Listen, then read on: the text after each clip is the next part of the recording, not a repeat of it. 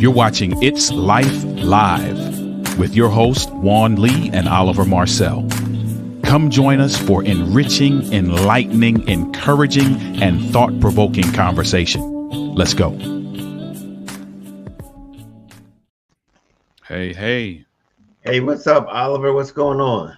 Yeah, I'm well, man. I feel like it's been eons since I have been next to you, man, in these squares, man. So I'm Yeah, glad to it, be back. it's been a minute. It's been a minute. You had me so after a month off.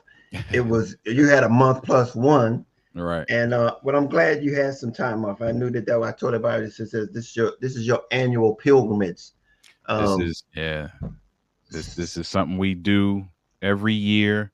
Well, it's I'll say probably over the last 10 years or so is how long we've been doing that, where we take the first 10 days of September. It used to be the first, and when we first started, it was the first 13 days, just because of the way it, it hit the calendar. But it's usually the first 10 days.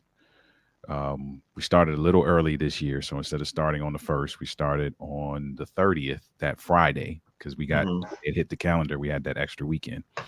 So, but yeah, it's just a time to reconnect, man. And I just say this to anybody who is married. Um, there has to be some level of intention as it relates to um, maintaining your connection. You know, we all know it's a rat race out here. You're either in the corporate space or you're trying to build a business or both. For some people, um, you may have a family, you may have kids, you may not, you may have other responsibilities, church, whatever the case may be, and it's very easy to get caught up in those spaces, man. And so we look forward to those 10 days every year because we get caught up like everybody else. You know, we're running and gunning and sticking and moving and kicking and pushing like everybody else. So Mhm. we really look Yeah. forward to those days. And even if we don't do anything, because sometimes people will ask us, well, you're not gonna do anything during that time? We might not. We might just be hanging out here locally in Bmore, or like this year we went out to Virginia for a little bit, to DC. Just it's about the connection. It's not necessarily about whether I'm in the Maldives or not, although that is on the bucket list. Yeah. Now let's be clear. That's on the bucket list. Well, I hear you. I hear you. Well, I tell you, it's good to see you back. I'm glad you had a refreshing time with the wife. Yeah. And yeah, I agree with you. Intentionality is important. Hmm. And so uh, I will say that we have not had that type of opportunity in the recent past, Hmm. um, because of our journey. Hmm. Um, and I would be the first to say that it has impacted. So let's Yeah. keep it 100. It has impacted. Um, but again, you got to do what you got to do what needs to be done. Indeed. Um, but we find other ways. We find other ways, and I think one of the ways that we decide we connect with each other is we a make it a point to spend time communicating. Hmm. Hmm. It's important that we do that, and it's not always easy, but it's something that we have to do. Yeah. Whether it's because a lot of stuff that we're doing, a lot of different stuff that we're doing. Hmm. But anyway, before we get into that, let's talk about welcome people to It's Life Live. This is a podcast by Clear Journey, which is a nonprofit that supports individuals that are looking for answers to all of life's challenges. All of life's challenges. What we do here is we help you with a mindset to help you navigate all areas of life, specifically three in particular right now, and that is your finance, your relationships, and your health, so that you can be your very best self. Hmm. And so that's what we do here. If you want to learn more about us, you go over to clearjourney.org and find out more about Clear Journey and what our journey, our mission is. Um, for instance, I also have a meetup group, and they have been very engaged in what we're doing here. And so I would like to welcome them to this It's Life Live. If you're in here from my meetup group, just give us a little bit of a hello in the comments. Let us know that you're here. We're going to spend more time. I see you, I hear you, just in the fact as to your acknowledgement of what we're doing here. So we want you to at least just let us know you're here so that we can acknowledge you a little bit more. Yeah. Also, if you're here and you're watching us on either stream on Instagram, Facebook, LinkedIn, or YouTube, welcome. If you're back for the first time, if you're back, welcome back. If you're here for the first time, here's what we do every Wednesday night at 7 p.m. Eastern Standard Time. We're here to help navigate life more successful in all areas of life. So, welcome back. If you have not yet subscribed to our channel, please do subscribe. Give us a like on Facebook, YouTube, and so that you can become a member. If you're interested in what we have some ebooks that we do provide for you. And it's about finances. One of the areas I talked about was finances. We have an ebook over at the YouTube, over our page over on our website, and it's free. All you have to do is just sign up for it, and it'll be yours. We want to help you navigate life. We think that our finances is probably one of the most important things as it relates to having the right mindset as it pertains to being able to navigate life successfully. So we want to give you that free gift. So go please over there, pick up that free ebook on finances and allow it to help you do the budgeting that's necessary so that you can navigate life more successfully. I am an author of a book called Love Made Simple, A Guide to Inner Peace, Contentment, and Success. And that also is something that you can gain over at going to YouTube or go to Amazon to pick it up there. It's on YouTube and it's on Audible. I mean, it's on Amazon and it's on Audible. So you can get the hard copy and you can get the Audible. And it's also the baseline or the basis of Clear Journey, where we talk about the mindset that's necessary to be able to navigate life more successfully. That being said, we have a guest tonight, Oliver. We do. And I think she's like right down the pipe as relates to what we're talking about, because I mean, there's so many things I think we just don't recognize that is impacting us and how things are affecting the way we live this life. Yeah. And it starts right at the top, to be honest with you, in our minds. And so tonight we have a guest, and let me tell you a little bit about her. She basically is a psychologist, and I'm going to let her explain and tell you more about herself, but she's a licensed psychologist, and she's works with experience in dialectical and cognitive behavior therapy. Her passion is psychology, and emphasis in her contribution and in her appearances on places like Access Hollywood, Investigating Discovery, NBC News, and numerous other media outlets. She is the author of a book called Peak Mindset and Fit Mentality. I'd like to welcome her on to It's Life Live platform, Dr. Kim Chronister. Welcome to It's Life Live. Hello to both of you. I'm very happy to be on today. I can't wait to talk. I think the topic is really important. So I'm excited. Hello. Well, thank you for being here. Hey, let's start by I gave the little small brief introduction. Let people know, tell people about what got you and who you are and how you got to this interest in psychology all these many years. Yeah. So I started out in business. I thought I wanted to be in marketing or a producer in the entertainment industry, and I shifted to psychology when I was almost done with the business degree. So I shifted there. So a lot of schooling. And then I worked my way through my doctoral program as a personal trainer. And I noticed so many people wanted to vent during session. And I definitely felt like I wanted to tap into the philanthropic side and the business side. So being a psychologist kind of made sense. What I also liked was that it's really stimulating and you can change it up. So you can do, work at rehabs, outpatient, hospitals. You really don't have to get bored because you can change it up every couple of years if you want to. Wow. But yeah, it's been really stimulating working with people with eating disorders, substance use. I have done a lot of treatment centers, worked in treatment centers as a director, been a professor of sports psychology. So yeah, I think I've mixed it up throughout the years. Right now I'm working with a lot of teenagers, people in their 20s, but people basically of all ages, mood instability, anxiety. Anxiety has been the kind of prevalent issue since about 2020. So still that's going on, the residuals of that. Um, the economic climate and political climate is making people have adjustment disorders with depression and anxiety. So that's kind of where I live. That's kind of like my realm right now. Wow. I think that's a very, very necessary right now. And the thing about it is a lot of people don't recognize that it's necessary. They're just muddling through. Yeah. Yeah, that's true.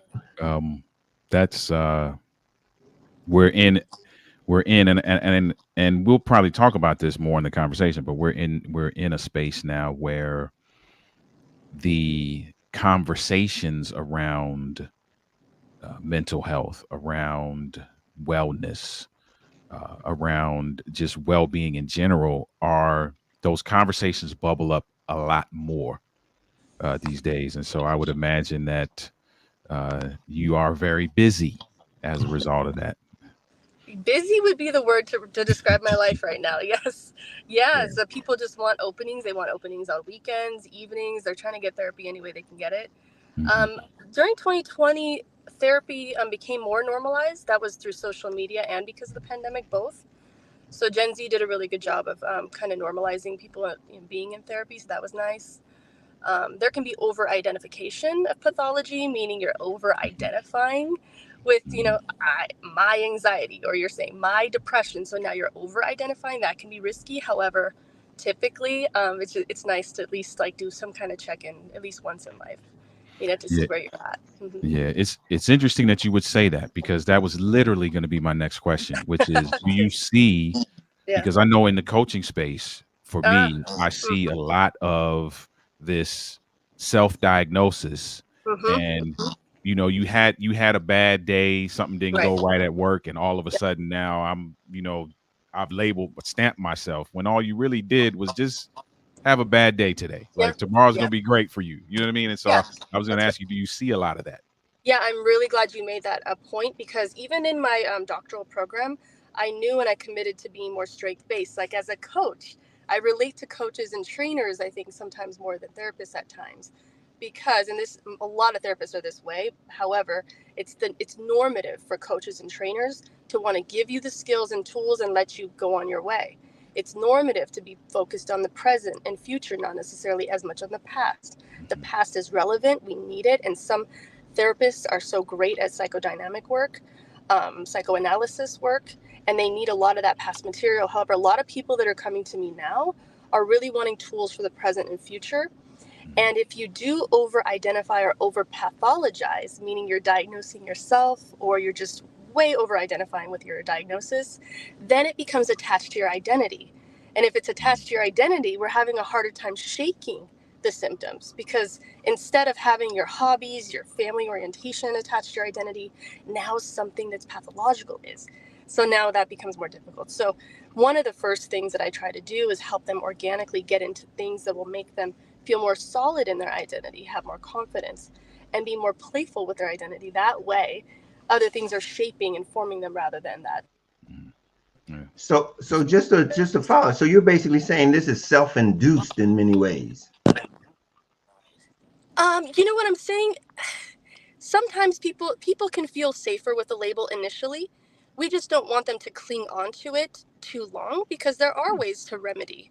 Some people have symptoms and diagnoses that it's going to be lifelong and pervasive, and if that's the case, then we treat it with medication and therapy. However, If there's an adjustment disorder, let's say you had a breakup, or you lost a job, or you had an accident, that can be an adjustment disorder. And that means that once you have coping skills, you can actually let that fall away.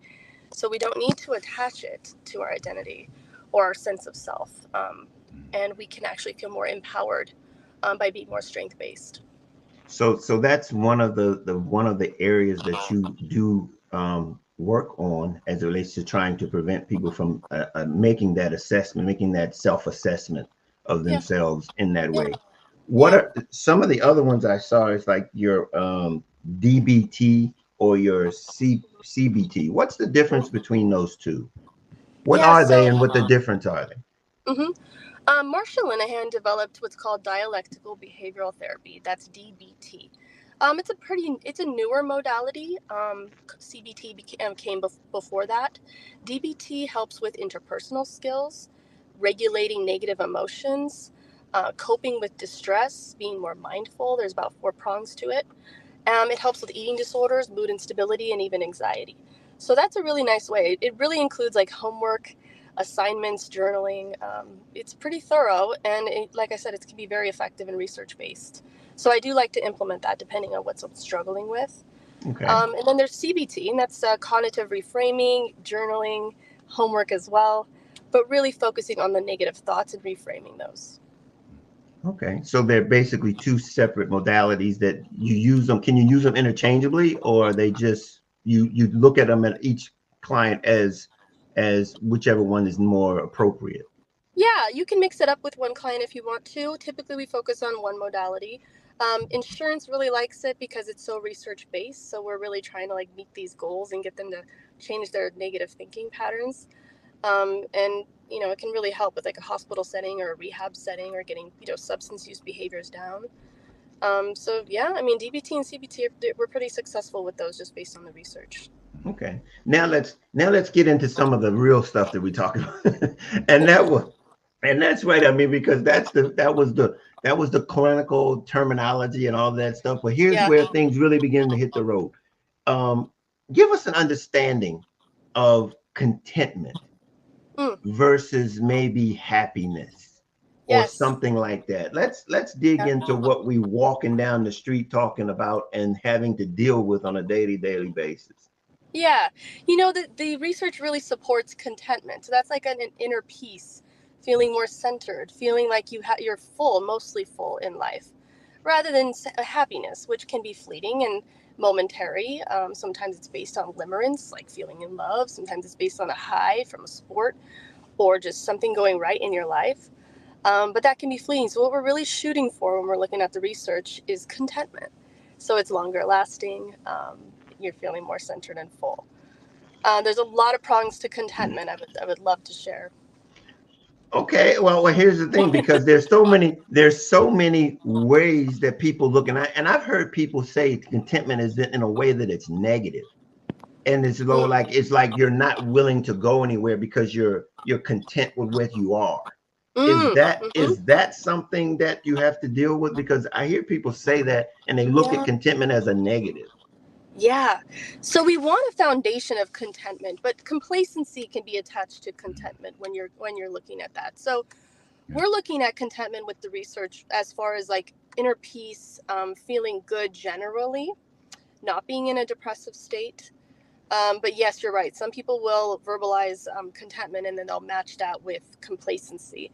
And in this case, with the research, we're looking at contentment like similar to happiness, but really more with a more solid foundation and longer lasting. Yeah, I mean, I've found that to be the case, because in my book, Love Made Simple, I call it the guide to inner peace, contentment, and success. Nice. And a lot of those things that I run into when people start to push back on that contentment, they've been like, well, that doesn't seem to be very something that's looking forward. It's something that they're really settled in their selves. And I said, no, this is about a real sense of clarity and joy and understanding where you are, and really being able to be centered in that. So it's really good to hear that you have scientific proof of this, and I'm like, yes, absolutely. Yeah, I think there's room now to really define these words, because Mhm, I think many of us get caught up in our own version of the semantics, right? And mhm, so contentment, if you think about contentment and complacency, mhm, at their core, they're nowhere near the same, mhm, right? mhm, And but we've made certain things interchangeable, and then they become the definition that we attach ourselves to.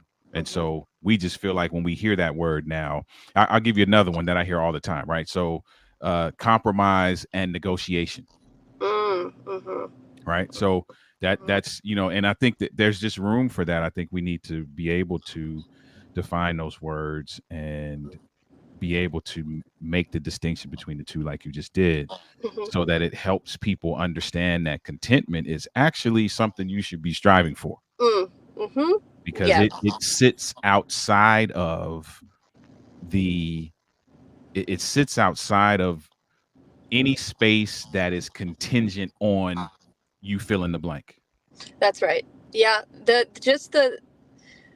instability of happiness, the fleeting component of it. People around you are acting a certain way that you like, so there's some happiness there. I mean, there's so many things outside of our control. We have a more intrinsic sense of control when we're focused on contentment, and that's what the research is showing us. Yeah, and Yeah. there are three ways to really gain that contentment, that long-term joy and peace.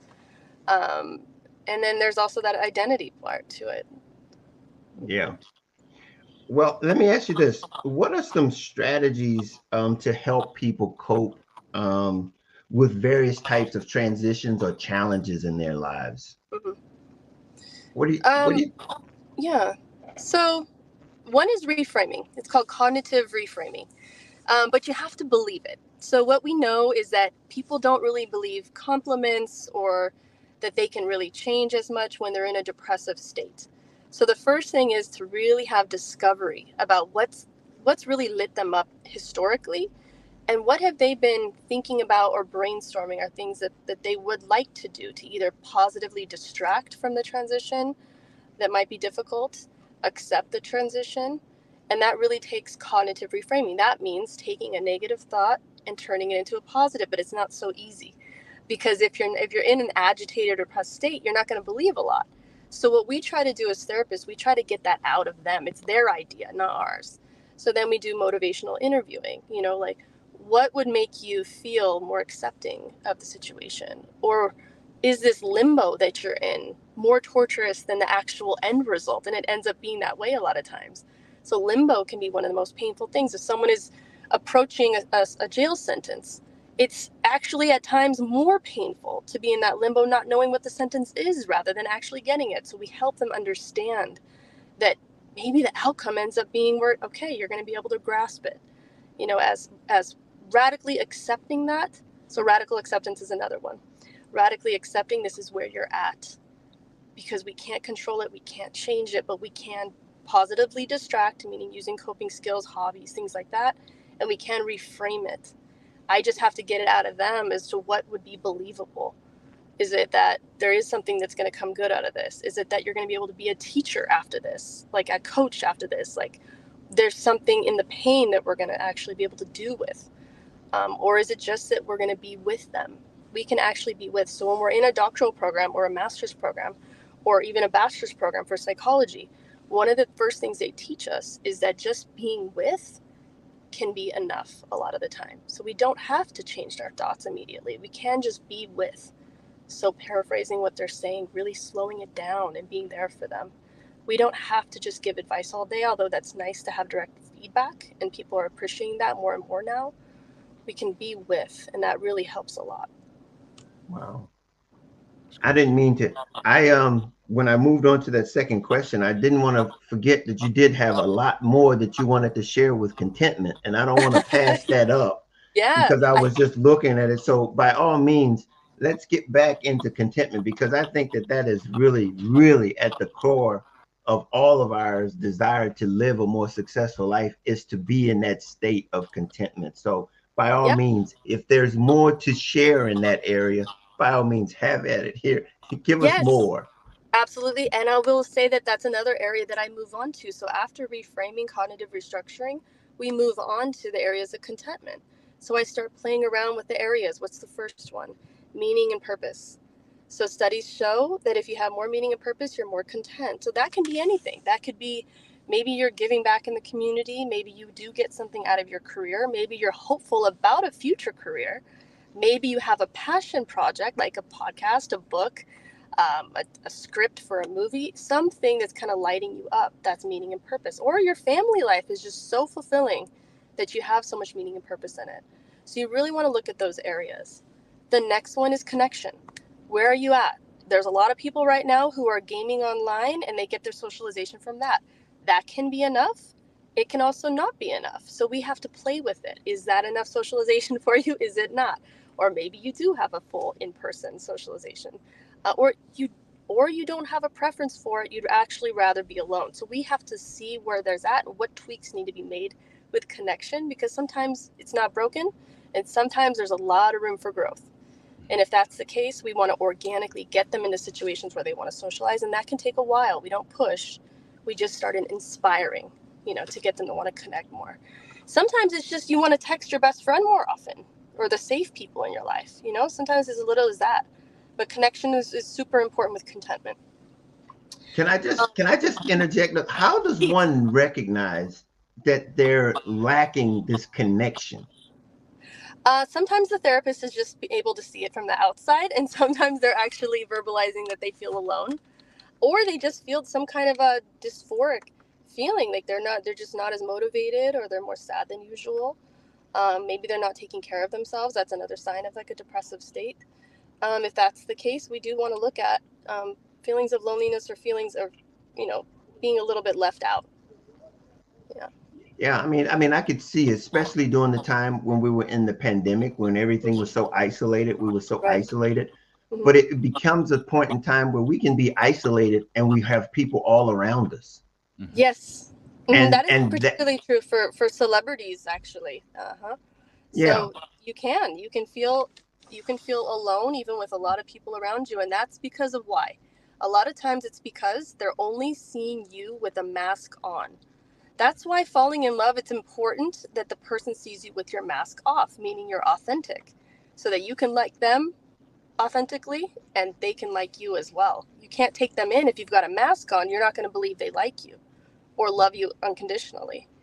Having your mask off is extremely important in this area. So that means really trying to like yourself enough to be genuine, and trying to trust people so that you can get your mask off. And that's why people feel lonely a lot of times. They have that mask on. People aren't really seeing me. They're not really understanding that I'm feeling bad, or that I'm having a, fake, whatever it is in that moment. Maybe I'm more anxious or agitated or depressed. People are seeing, and now I don't trust them, or I don't like them as much, or I still feel lonely because they don't know who I am. Or I'm just putting on a false self because I think that's more likable. That will cause loneliness even if you're around a lot of people. wow. So you're really speaking to a lot of problems that we're having with social media, because people putting on their airs on social media and it's not who they really are. Correct. And Correct. so as a result, the conversations or the relationships are not authentic, they're not genuine. That's And right. you've just unlocked these things to hopefully the audience here that realizes, hey, if we're not authentic, Hmm. and again, that takes a degree of vulnerability, That's right. Hmm. you know, then the relationships are at best fleeting. They're Hmm. not lasting. They're going to be temporary. Yeah. This is Yeah. this is very informative information that you've given solutions to a lot of the challenges that we're all struggling with in this social media platform, and these things that Mm-hmm. people don't even realize that they're subject to. Mhm. They've been baited into something that we really don't understand. Yeah. It's like the psychology behind it. There are a lot of people, a lot of successful people that I work with, um, where they feel the feeling of other people thinking, "How dare you go for your dreams and goals?" The Mm-hmm. audacity of you to go for your dreams and goals. So successful people, or people that are just going for their passions, have to combat that. So if they're not being reinforced, I would highly suggest that that is okay. That is probably a good thing. You're not going to always be reinforced by other people. You're not going to have everyone clapping for you at the finish line necessarily. And again, that can be an indicator that you're doing something right.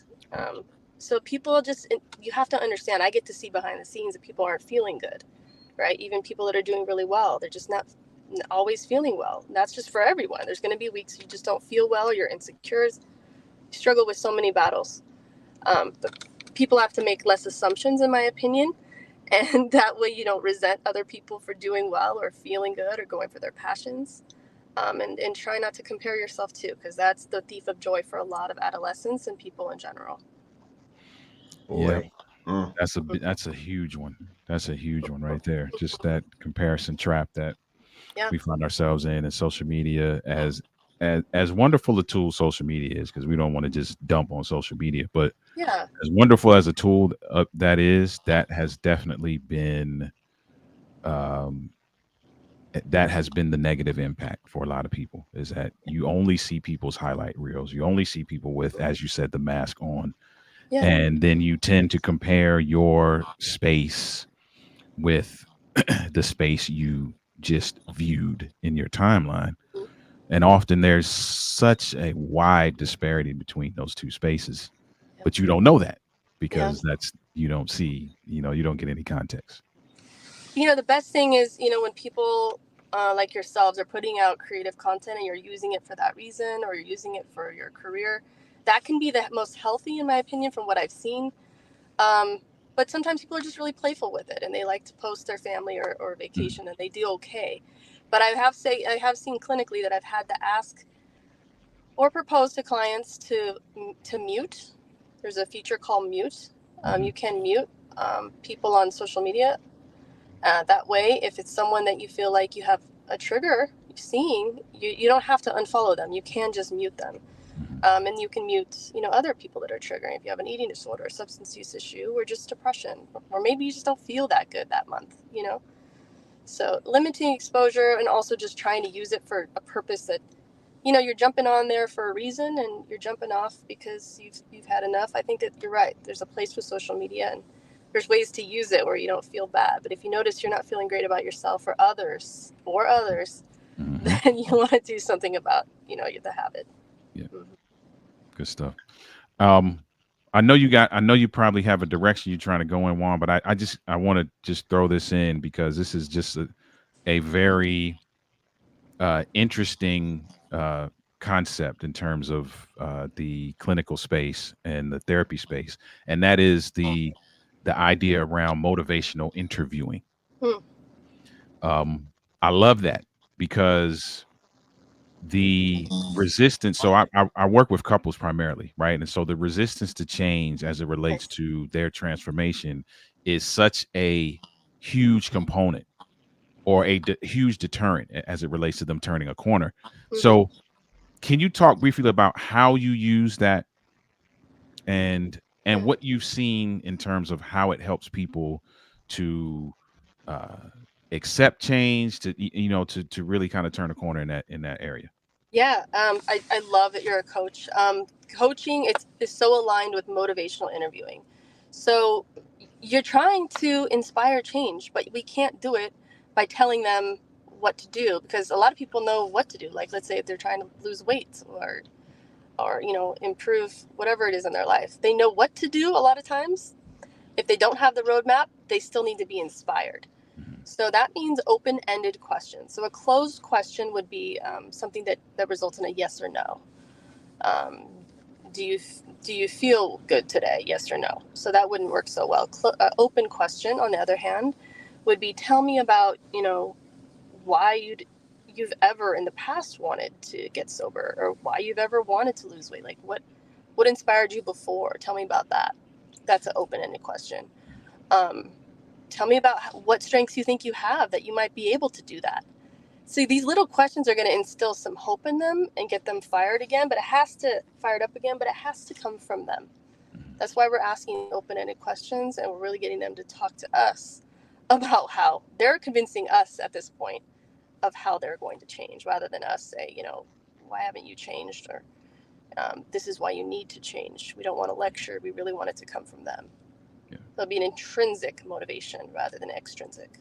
Yeah, that's good. I like that because often just and I'm sure you must see this all the time in the space that you're in, is that once you get people invested in their own future as it relates to welling up hope in them, or welling up confidence in them, or allowing them to see themselves in a space that they didn't see themselves before, they tend to now do all the work for you.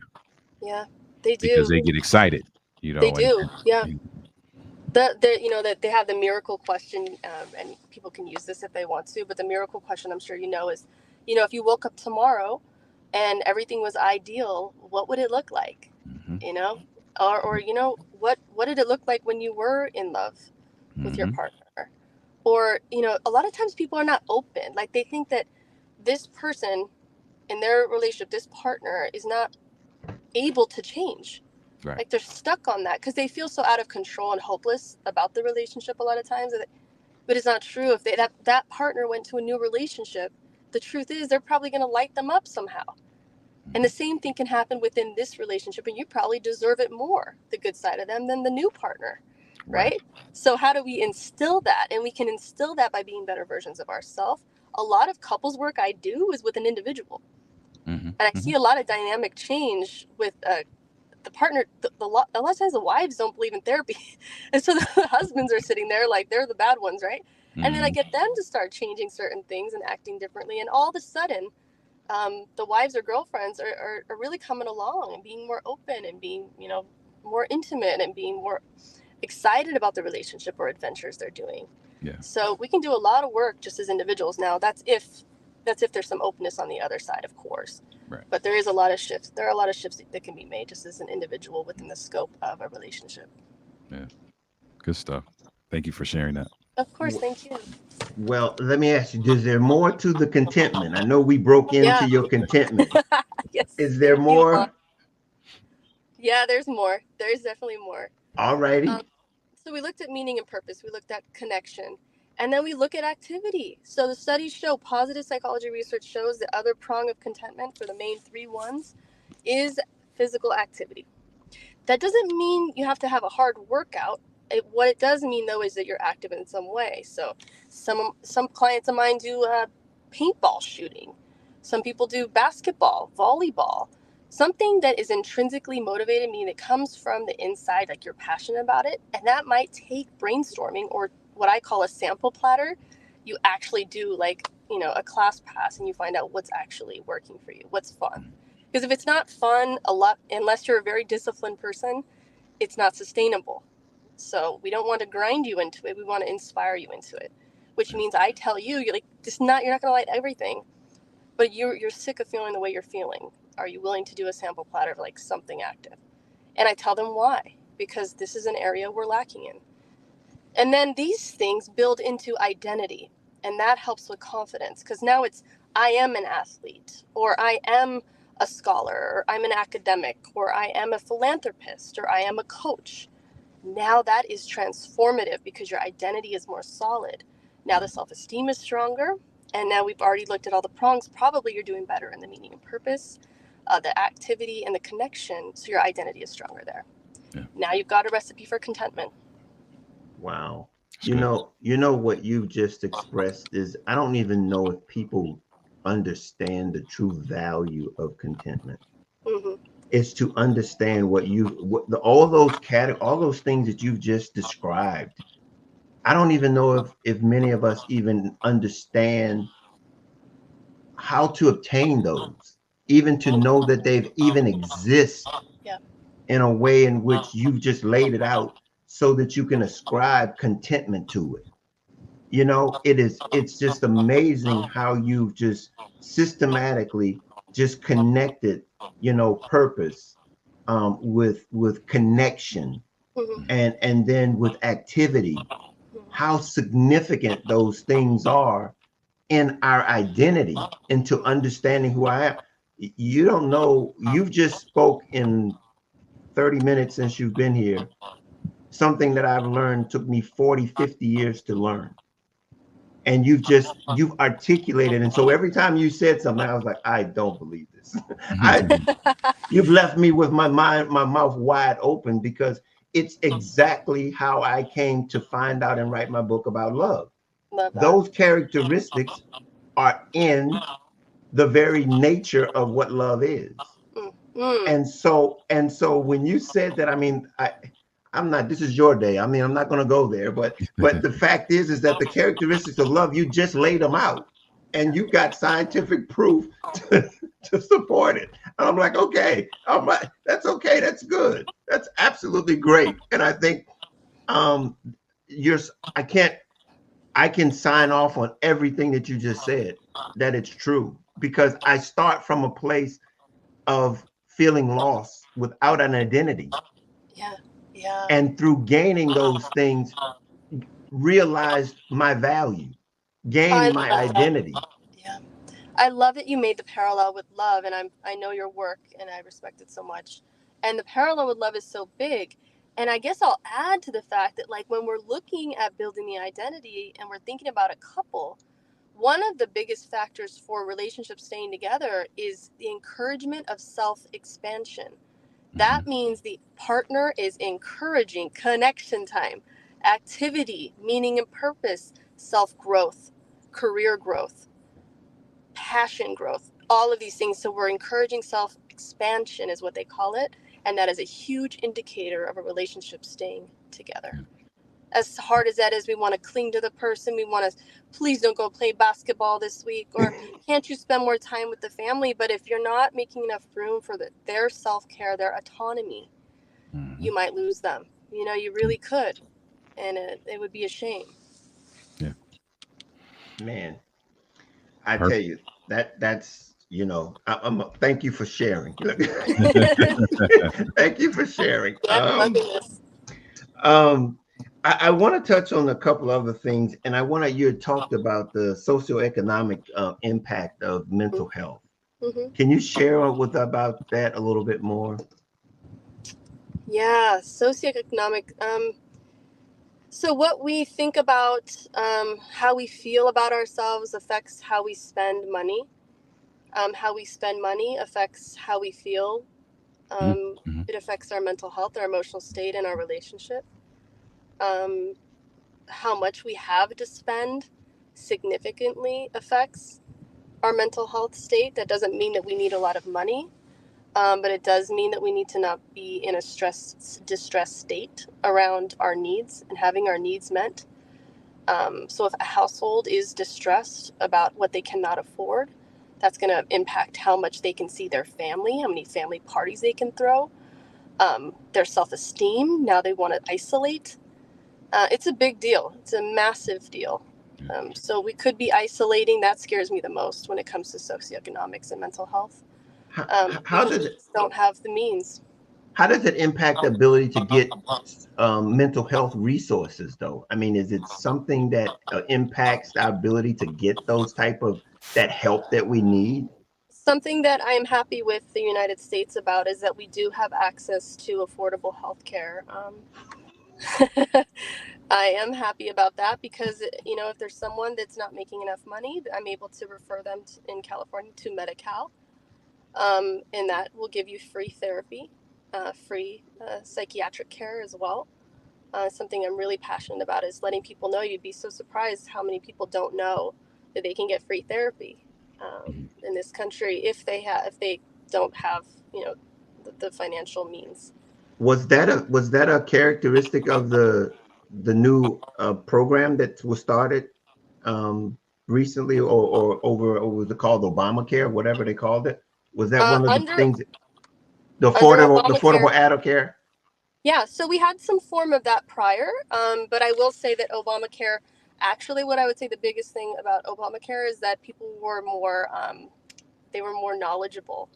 They understood that they had more access. So those marketing campaigns did help with people, especially of lower economic status, even like the lower middle class. People were more informed because that ended up being such a big deal. So that being marketed ended up being really good. for people as far as like accessing mental health care. Yeah. Okay. Well, I have one big one to finish us up on, and I think it's in light of our last night's um, debate. Um, is the space that we are in as a society and as our country, as a divided nation, so to speak, in the political platform. What do you have to help and support our mental health as we go through this political spectrum, this landscape over the next 3 or 4 months? Absolutely. So I have a few comments on that. Luckily, I watched it. And I watched it on purpose because I always have a purpose if I'm going to expose myself to the news, because research shows that the news can negatively affect our mental health. So I try to practice what I preach and just get the doses that I need. I was able to watch it last night, and I want to make a comment that our mind and body are connected. So when we're having some anxiety, we might not even be cognizant of that. We might just feel it in our stomach, in our back, in our body. Especially particular cultures will feel it somatically in their body before they even recognize it in their brain. But I noticed my stomach hurting from it, and I said, okay, now I can really get in the mindset of people that are really struggling with watching the news and being exposed to this kind of stress. Who is going to represent the country? The divisiveness is really concerning as far as certain topics that are brought up.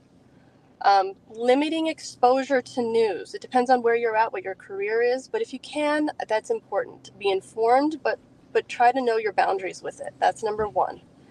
Number two, if you're really distressed about it, I'd like you to make a list about what you can do about it. You're so passionate about politics. Make a list of what you think you can contribute.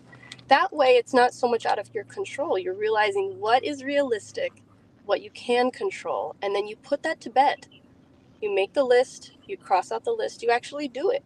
But what you can actually do, and maybe it's one more thing that you thought you couldn't do.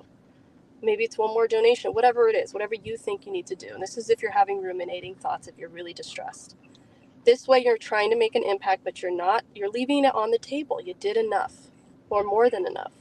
And you have to affirm that to yourself after you make this list and you actually take action. And it might just be a couple things that you're able to do online.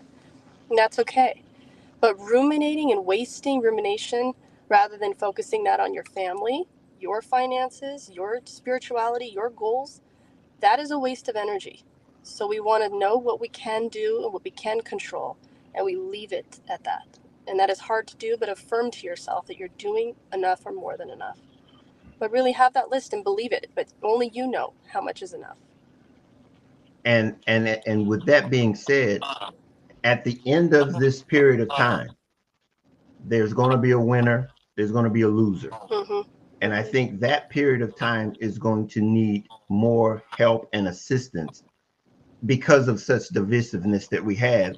How do we navigate that? How do we manage being on either the winning side or the losing side in this situation? If you're on the losing side, I want you to remember that we've come a long way, that it will pass. It will pass. And we flip. We flip a lot in this country. We go one way, then we go another. I want you to remember historically, we flip. And you think we're making assumptions a lot of times that just people have bad intentions. Remember, at least half the country goes your way. So remember that there are good people out there, as hard as that is for you. There are bad people, there are good people, there are people that just don't think the same. Maybe they were just raised so much that they have a confirmation bias. We can't get through to them one way or the other. And know that you can't control all of that. You can inspire like a coach would, but we just don't want to live with hateful energy that's going to make us mentally and physically ill. Yeah. That's not going to help us or our families, but it'll pass. We've seen that historically.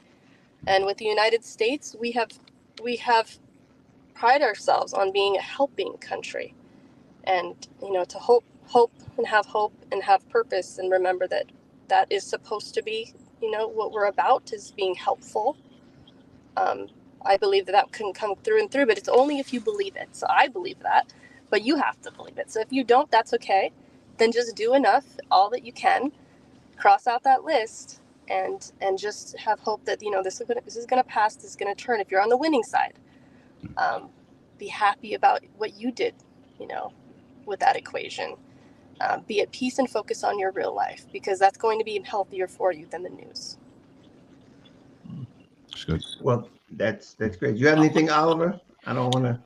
No, this is a great conversation and much needed conversation. Definitely appreciate you, Doc, for sharing this wisdom and just Her it's research. yeah, and it's informative. So for those of you who are watching now or watching the replay, this is, you know, this is information that you can, you know, take and begin to apply. And then if you need help, obviously, you would reach out to someone like, you know, a Dr. Kim to assist you in that. So this is awesome. I appreciate it. Very informative. Thank you so much. Well, I am just so very happy that you were able to be here. I want to apologize for my illness was the reason we had to put you off and reschedule you, because You're worth it. I fell to COVID and was unable to do anything for about a month. I had a Oh my little bit of an expanded version of it. And God. so I'm so happy that you were able to come back and be with us at this later date. So I really appreciate you being with us tonight. Very, very If stimulating conversation. Thank you both. Well, thank you. And is there anything we can do to promote, or anything that you got going on that we might be able to share with the people? You know, I'm really passionate about creating videos and kind of being a teacher online. So I think just to follow my Instagram or TikTok, or YouTube, and all of those handles are at Dr. Kim Chronister. Okay, all righty. And we got your website also that we can share with people if you got it up there, Oliver. Is that correct? Yes, it is. Thank you so much. Okay, so that you can reach out to her and learn more about what she's doing. I will again like to thank you for being here, and we can stay in touch. Hopefully, we can be able to get in touch with you, and we can collaborate a little bit on your research a little more. I'd love it. Thank you, Oh, Juan. Thank you, Oliver. That was great. Indeed. all righty. Thank you. Well, thank you, and we will close out the show, and we'll say thank you, and we'll just go back. Don't disappear though, and we'll close out the show. Thanks That's again. good. Thank you. All righty, Oliver. I think that was a great, great, great show. I want to thank Indeed. her so much for coming on. Anybody who wants to need more assistance in it, like, you can reach out to Dr. Kim. She's on the West Coast, by the way. We didn't talk about that as it relates to her services at the time if she does it, but I think if you reach out to her, she'll be able to direct you as to what you might need and where you need to go. I really thank her for being here. Oliver, we've done everything in the beginning, but we didn't let people know how they can reach you, if there's someone that would like to catch up Sure. with you. Indeed. So for those of you who are our regular viewers, you know this already, so you can probably repeat it with me. But for those of you who are watching that are new or watching the replay, I'm Oliver Marcel, author, speaker, and coach in the relationship building and men's enrichment spaces, author of the book Overcoming the Man Laws for the man who wants to be his best despite what he was taught. And if you're a social media person, there's a social media handle right there. You can follow me everywhere that you are on social media, pretty much everywhere that you are on social media. If you are an email person, you can email me at the email that is on your screen. I am extremely passionate about seeing relationships thrive. And so if that is where you are or want to be, I would love to have a conversation. Well, all right then. And Oliver's is a very intricate part of what Clear Journey is doing. So he's on the relationship side. I'm basically more on the mindset side. I'm basically wanting to help you navigate with the right mindset, that mindset of love. And so if you want to reach me, you can reach me at clearjourney.org, or you can hit me on all of my social media, which is Juan Lee the author, or Clear Journey, on all of the social media. It's Instagram, LinkedIn, Facebook, or YouTube. But if that's the case, if you need me, always you can juan@clearjourney.org. So I want to thank all of the people that have spent time with us tonight. We really appreciate you. If you have any other questions or concerns, you can also reach out to us, leave us comments, because these are going to be on all of the social media. And as usual, we would like to close by saying we can't change life, but we can help you navigate it. Until next time, we'll see you then. We will see you. Have a fantastic rest of your week or day or wherever you're watching this. I'm glad to be back, Juan. Glad to have you back, Oliver. It's good to see you. Indeed. All righty. Take We'll care. talk to you later.